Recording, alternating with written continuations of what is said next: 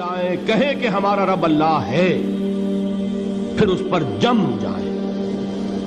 ان پر فرشتوں کا نزول ہوتا ہے، نہ کوئی غم کرو نہ خوف، خوشیاں مناؤ جنت کی جس کا تم سے وعدہ کیا گیا تھا۔ اللہ کی ربوبیت پر اطمینان جب انسان کو ہو جاتا، میرا رب اللہ ہے، ربی اللہ، انسان کے لیے نہ کوئی کھٹکا، نہ کوئی خطرہ، نہ کوئی خوف، نہ کوئی حزن۔ جو کچھ ہو رہا ہے کس کے اذن سے ہو رہا ہے؟ اللہ کے اذن سے۔ اللہ کے اذن کے بغیر پتا تک نہیں ہلتا۔ یہ کوئی اندھا بہرا مادہ نہیں ہے جس سے مجھے کوئی خوف ہو۔ اندھا بھینسا چلا آ رہا ہو اس سے تو ڈرنے کا ہر انسان کو ڈرنا چاہیے، نہ معلوم کس کو ٹکر مار دے۔ لیکن نہیں، اس کائنات کو چلانے والا ایک سمیع و بصیر خدا ہے، وہ جو میرا دوست ہے، میرا ولی ہے۔ اللہ ولی الذین آمنوا یخرجہم من الظلمات الی النور۔ اللہ اہل ایمان کا ولی ہے، ساتھی ہے، پشت پناہ ہے، مددگار ہے، حمایتی ہے۔ بتائیے جسے یقین ہو جائے کہ اللہ میرا مددگار، اللہ میرا محافظ، اللہ میرا پشت پناہ، اللہ میرا حمایتی، اس کے لیے کوئی خوف ہوگا؟ اس سے کوئی ڈر ہوگا؟ میں مثال دیا کرتا ہوں ایک بہت سادہ، پنجاب کے دیہات کی۔ وہ بڑا چودھری ہے اور کوئی غریب کسان ہے۔ اس غریب کسان کے جانوروں کو ہر وقت اندیشہ ہوگا چوری کا، کوئی میری بھینس کھول کر نہ لے جائے، کوئی میرا بیل کھول کر نہ لے جائے۔ لیکن جس کے بارے میں یہ سب کو معلوم ہو کہ وہ جو بڑا چودھری ہے وہ اس کا دوست ہے، اس کی بچیا کو کوئی خوف ہوگا؟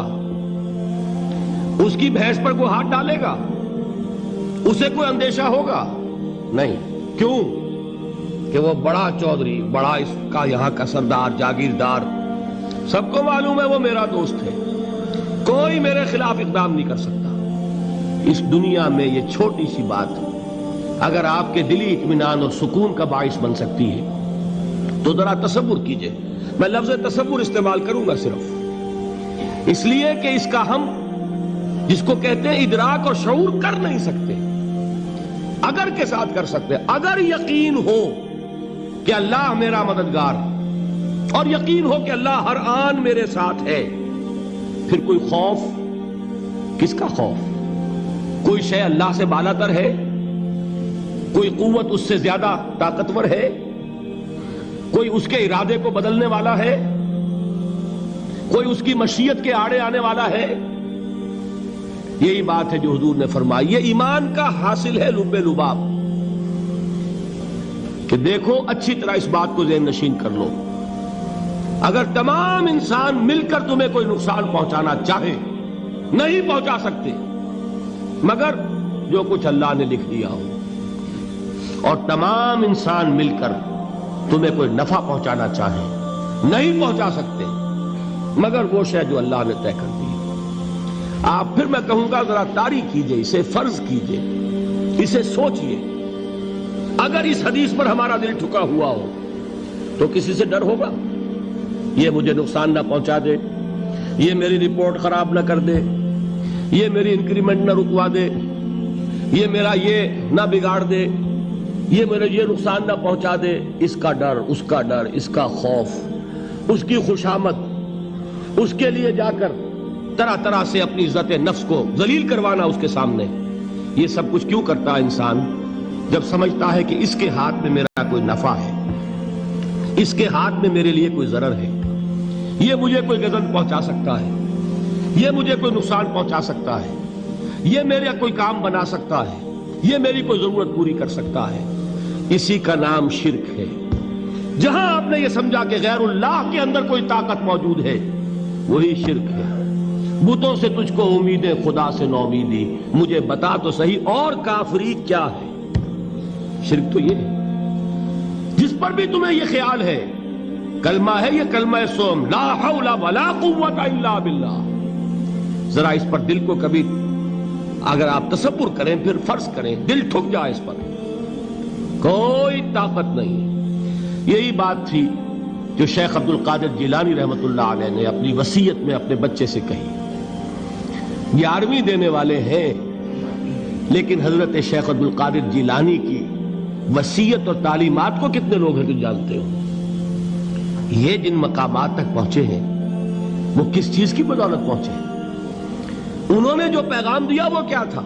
اے میرے بچے، جس طریقے سے قرآن مجید میں حضرت لقمان کی نصیحتیں جو ہے نقل کر دی گئی ہیں، میں یہ عرض کروں گا بالفرض اگر قرآن حضرت عبد القادر جیلانی کے بعد نازل ہوا ہوتا تو شیخ عبد القادر کی یہ نصیحتیں بھی قرآن میں درج ہوتی. اتنی اونچی نصیحتیں ہیں. اے میرے بچے، اس حقیقت کو ذہن نشین کر لے، لا فاعل فی الحقیقت ولا مؤثر الا اللہ. اس کائنات میں نہ کوئی فاعل حقیقی ہے نہ مؤثر حقیقی ہے سوائے اللہ کے. کسی شے میں کوئی تاثیر نہیں اگر اللہ نہ چاہے.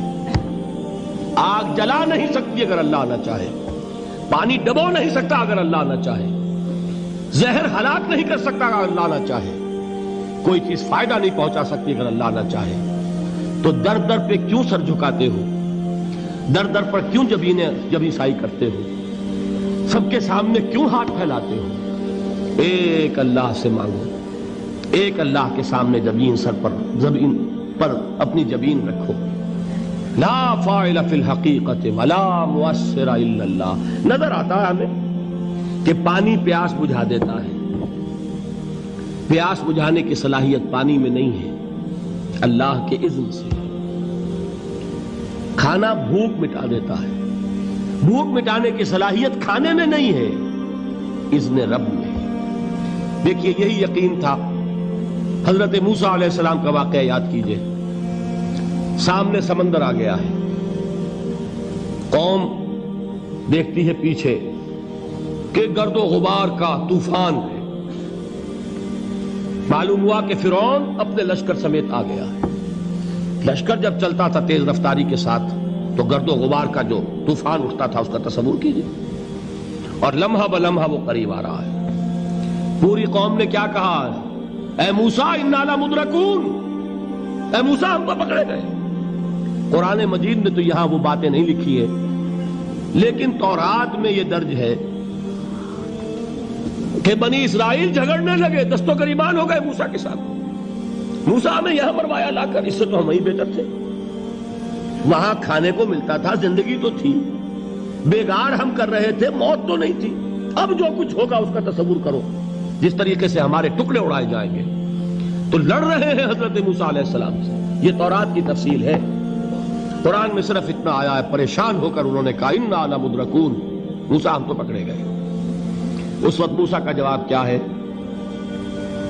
کلا ان معی ربی سیہدین. نہیں، میرے ساتھ میرا رب ہے، وہ راستہ دے گا.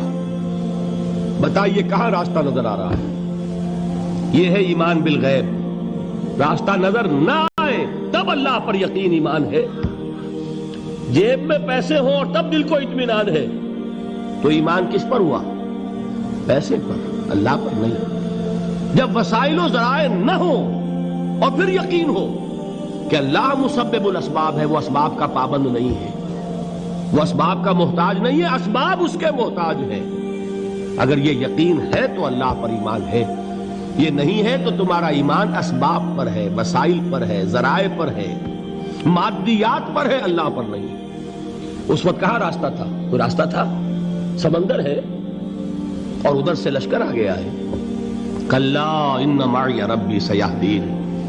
اب دیکھیے ایمان کہہ دینا آسان ہے، ہوا معکم اینما کنتم، جہاں کہیں بھی تم ہوتے ہو اللہ تمہارے ساتھ ہوتا ہے.